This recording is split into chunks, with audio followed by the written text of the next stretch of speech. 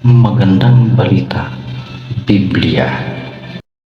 Mga Gawa, Kapitulo 20, versikulo 17 hanggang 38. Ang pamamaalam ni Pablo sa mga pinuno ng iglesia sa Efeso.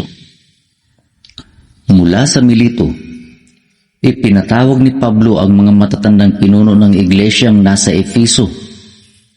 Pagdating nila ay kanyang sinabi, "Nalalaman ninyo kung paano ko ginugol ang buong panahong ipinamalagi ko sa inyong piling mula noong unang araw na ako'y tumuntong sa Asya. Buong kapakumbabaan at lumuluhang naglingkod ako sa Panginoon at nagtiis ng maraming pagsubok sa mga pagtatangka ng mga Hudyo.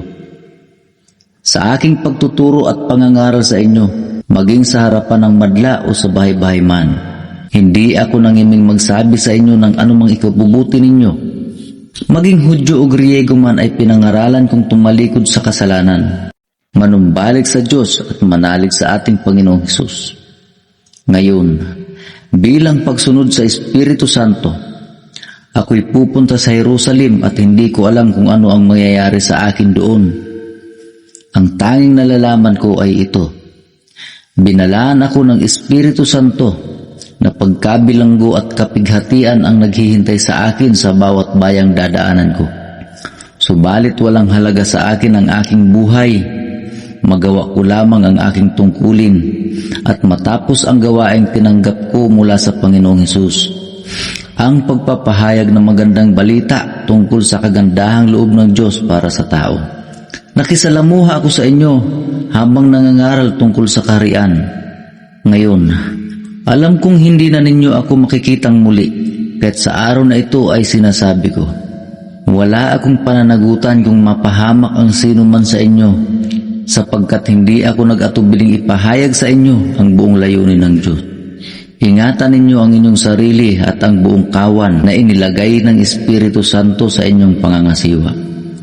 Pangalagaan ninyo ang iglesia ng Diyos na kanyang tinubos sa pamamagitan ng dugo ng kanyang anak.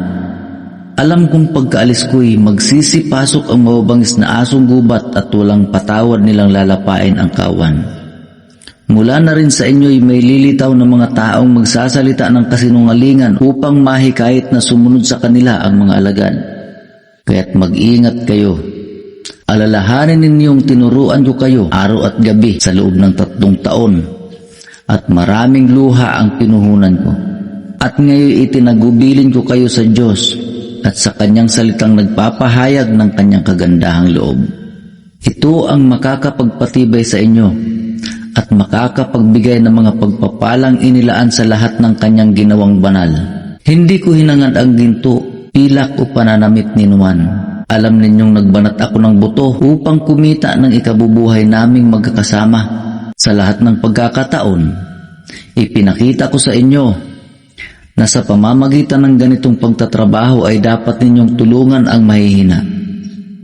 Alalahanin natin ang mga salita ng Panginoong Hesus. Higit na pinagpala ang nagbibigay kaysa tumatanggap. Pagkasabi nito, lumuhod si Pablo at nanalangin kasama nila.